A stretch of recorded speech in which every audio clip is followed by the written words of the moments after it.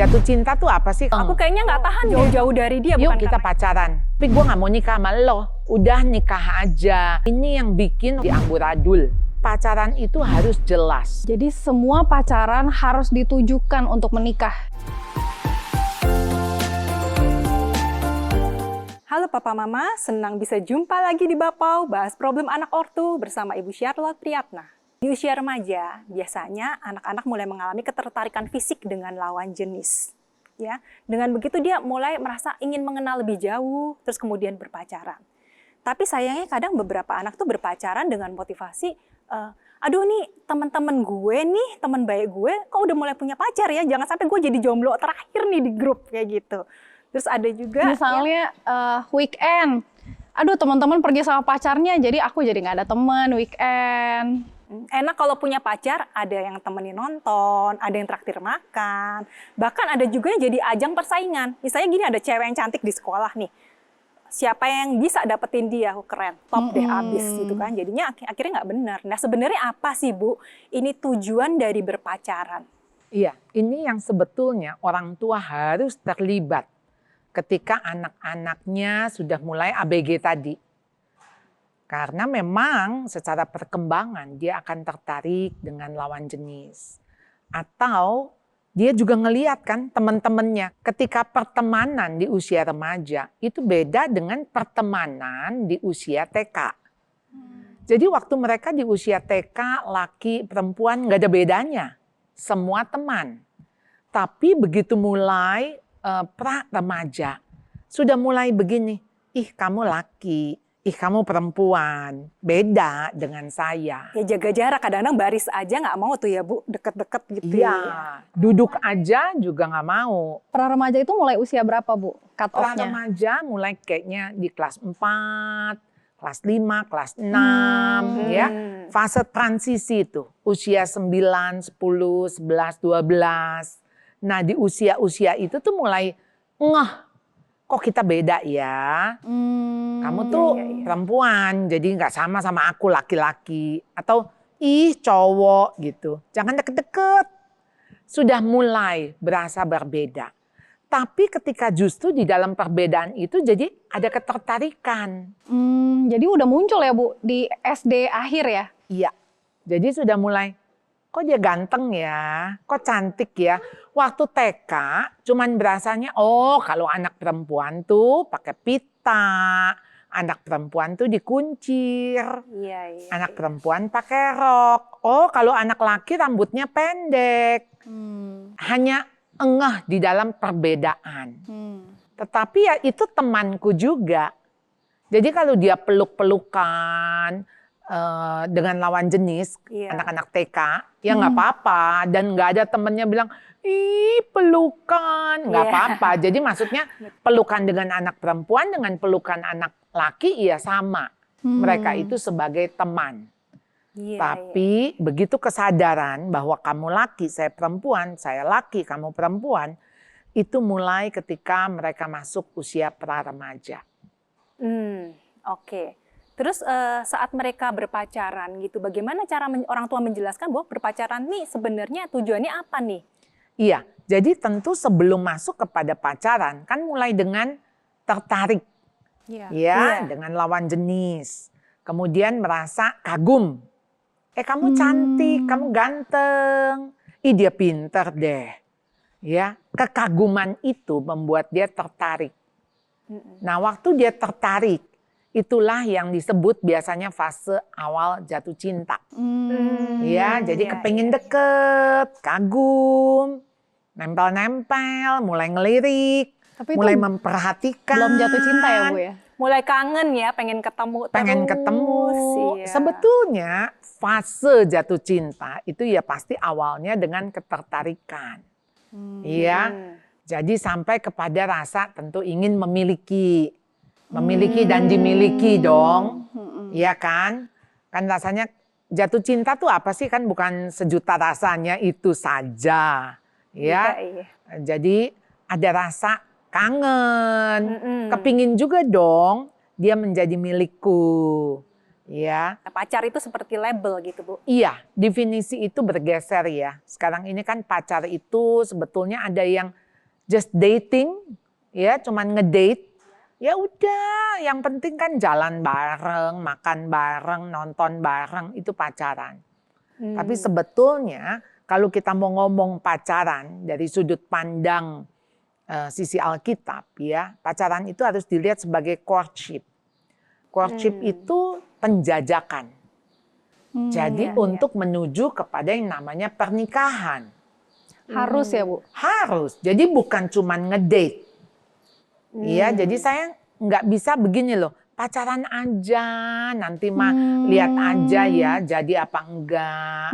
Lalu boleh nggak pacaran 10 kali? Ya nggak apa-apa, namanya juga pacaran. Ya, jadi artinya ketika pacaran itu nggak dimaknai dengan saya dengan siapa saja. Jadi sebetulnya pacaran itu sudah digumulkan, sudah dipikirkan. Jadi pikirkan apa? Saya pacaran sama dia, artinya saya akan menikah dengan dia. Jadi semua pacaran harus ditujukan untuk menikah. Untuk menikah. Jadi bukan, sebelum menerima juga harus pikir nih ceweknya, apakah diterima nih cowok sebenarnya begitu ya? Iya, apakah cowok ini akan menjadi pendamping aku seumur hidup? Apakah dia menjadi ayah bagi anak-anakku? Ya. Apakah aku akan bangga ketika aku di sampingnya? Apakah aku bisa menerima kejelekannya? Jadi tuh waktu pacaran, jadi bukan activity oriented. Jadi bukan cuma karena saya suka nih, dia ganteng. Saya suka, dia ganteng. Gitu. Aku kayaknya nggak tahan deh kalau jauh-jauh dari dia, bukan karena itu aja ya. Oh iya, jadi itu mah namanya mabuk cinta. Dan zaman sekarang bucin, budak cinta. Dan juga bukan supaya setiap weekend ada temennya ya Bu ya. Itu mah memperalat ya. Jadi bukan pacaran. Jadi Bu, kalau anak dating gitu apakah bisa termasuk berpacaran? Iya, kalau secara status sebetulnya itu bukan pacaran. Karena ngedate itu kan semacam activity ya. Jadi nonton bareng, makan bareng, ngobrol bareng. Tapi kalau kita mau bilang itu pacaran, itu sebaiknya di dalam konteks courtship, penjajakan. Jadi memang saya ngobrol, tujuannya saya ingin mengenal dia lebih dalam. Apakah kita sudah, artinya apakah kita akan menikah? Oh, walaupun si cowok bilang gini, ada menyatakan, apakah kamu mau jadi pacarku? Atau yuk kita pacaran nih mulai hari ini ya, gitu. Iya. Kalau misalnya saya sudah berteman dengan dia sejak SD, SMP, saya sudah kenal keluarganya, lalu dia mengatakan, yuk kita pacaran. Ya artinya ujungnya dari pacaran itu akan menikah kan? Jadi nggak gini loh, yuk kita pacaran. Lalu, tapi gue nggak mau nikah sama lo. Iya jangan dong, karena tujuan dari pacaran ini untuk menikah. Iya, jadi harus jelas dulu tujuannya ya. Iya. Jadi jangan sampai seperti lagu tuh mau dibawa kemana hubungan kita. Iya, itu ya. betul. Dan pacaran itu kan bukan coba-coba. Coba-coba aja. Tentu saja pacaran boleh nggak putus.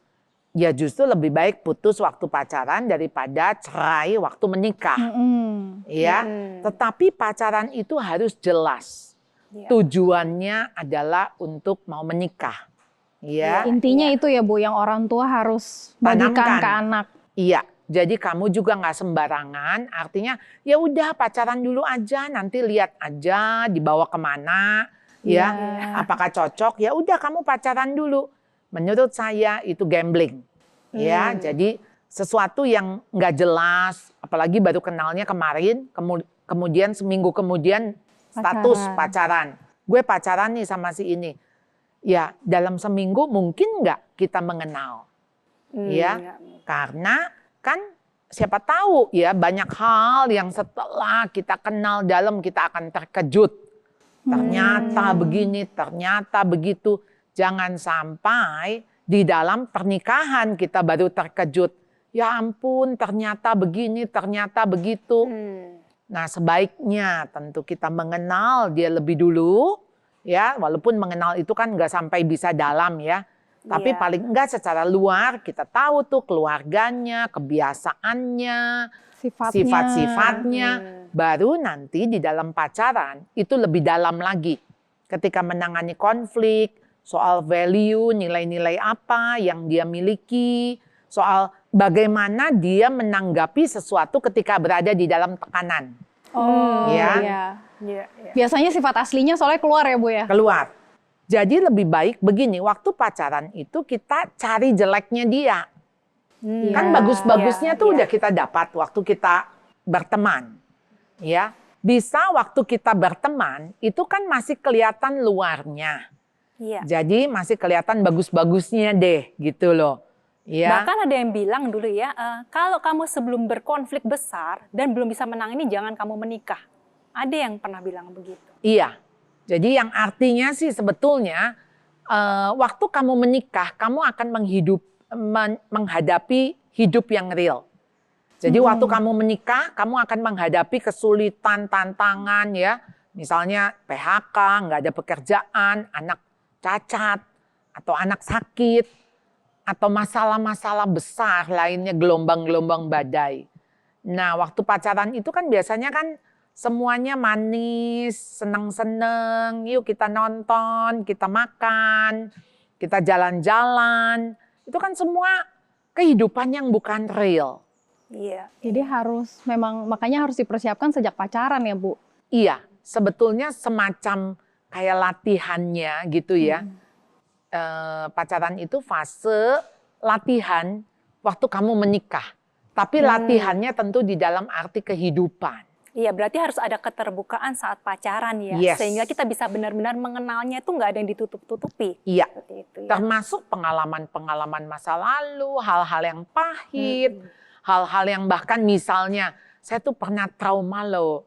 Dulu saya pernah mendapat perlakuan seperti ini atau saya mengalami masa lalu yang pahit, dilecehkan Itu dan harus sebagainya. diceritakan begitu Yes, ya. itu diceritakan. Hal ini memang cuman bisa terjadi kalau dua-duanya sama-sama merasa pacaran ini serius untuk menikah ya Bu? Iya, Bukan cuma main-main doang. betul. Jadi kalau mau main-main atau kenalan, iya masuk aja ke dalam tahap friendship, tahap persahabatan, tahap Iya. pertemanan. Bagaimana caranya anak-anak kan bukan anak-anak lah ya, remaja pemuda pasti ada juga ingin pacaran karena ingin memenuhi rasa asmaranya gitu, kasmaran. Nah, bagaimana cara membendung hal itu supaya anak-anak pacaran bukan hanya untuk memenuhi rasa itu, Bu? Kasmaran itu harus diuji. Kadang-kadang kita jatuh cintanya sebulan, 3 bulan, abis itu hilang tuh. Iya kan? Ilfeel ya, Bu? Ilfeel. Kok ternyata tidak sesuai dengan harapan. Iya. Begitu ya. Tadinya kan ngelihat nih ya, aduh ini cewek cantik banget. Pengen gitu kayak ya. drakor gitu loh, Begitu satu hari cium aja baunya gitu kan, bau badan. Kayaknya ilfeel. Udah deh abis itu langsung menguap kasmarannya. Ya hal-hal yang begitu misalnya dia melakukan sesuatu aja gitu. Kayaknya gue udah nggak suka lagi gitu ya. Jadi itu harus diuji kasmaran itu. Jadi apakah itu yang namanya cinta? Karena kan cinta nggak cukup dengan perasaan jatuh cinta. Karena setelah itu harus bangun cinta. Iya, jatuh betul. cinta itu harus diikuti dengan komitmen. Iya. Apalagi di pernikahan itu Di komitmen benar-benar pernikahan, sisanya dibutuhkan. tinggal komitmen. Iya kan? Cinta itu justru diujinya dengan komitmen. Apakah saya tetap mencintai sekalipun dia sakit, sekalipun dia jelek, sekalipun dia menyebalkan, sekalipun dia selingkuh bahkan, apakah saya bisa tetap mengasihi dia? Iya. Jadi jangan sampai ada mindset tuh kadang-kadang cerai duluan gitu loh. Kalau ada apa-apa sesuatu saya boleh cerai. Nah iya. itu yang bahaya ya Bu ya sebenarnya. Iya, sebetulnya di dalam pacaran itu ibaratnya seperti pintu dengan 2 grendel. Ya, jadi saya masih bisa masuk, saya masih bisa keluar. Yang satu grendel adalah perkawinan dan seks, hubungan seks. Itu cuman bisa punya 1 grendel masuk, setelah itu saya nggak bisa keluar lagi. Karena waktu saya masuk, kondisinya berbeda. Ya, sudah berbeda, yaitu perkawinan dan seks. Kalau pacaran, itu saya masih bisa masuk dan keluar. Tapi kan pintunya bukan pintu swing. pintu yang keluar Iya, masuk, yang keluar gampang sekali masuk. gitu ya. Iya, jadi betul, tentu betul. saja di dalam pacaran bisa nggak sih pacaran putus, kemudian kita pacaran lagi masih boleh. Tapi kita nggak menjadikan pintu itu jadi pintu swing. Nggak semudah itu ya, Bu? Semudah itu. Berarti Jadi ini orang tua penting sekali menjelaskan hal ini ya, supaya di kedepannya nggak banyak sekali anak-anak yang makin kawin cerai ya seperti itu. atau pacaran putus, Iya, putus. akhirnya jadi mantan banyak orang gitu Iya. ya. Istilahnya nanti surname-nya banyak. Oh, iya. Karena kan misalnya siapa mantan apa, lalu mantan-mantan siapa lagi gitu kan. Iya.